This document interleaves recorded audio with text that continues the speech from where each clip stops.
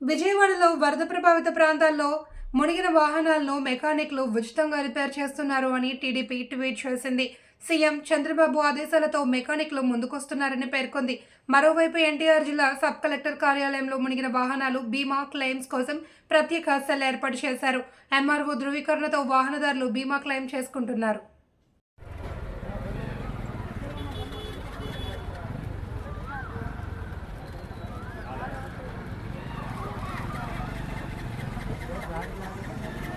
బళ్ళు తడిసినా మునిగినా రిపేర్లు చేయించుకోవద్దు, వాళ్ళే ఇంటికి వచ్చి మొత్తం చూసి రిపేర్ చేసి ఇస్తారు.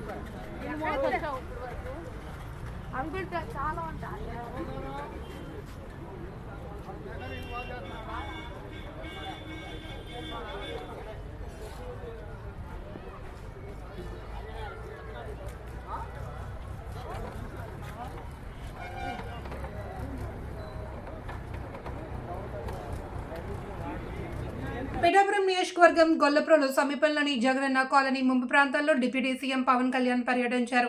ఈరోజు సాయంత్రం గొల్లప్రోలు చేరుకున్న పవన్ ఏలేరు ప్రాజెక్టు వరద జలాలతో ముంపుకు గురైన ప్రాంతాలను పరిశీలించారు. స్థానికులతో మాట్లాడి వారి సమస్యలు అడిగి తెలుసుకున్నారు.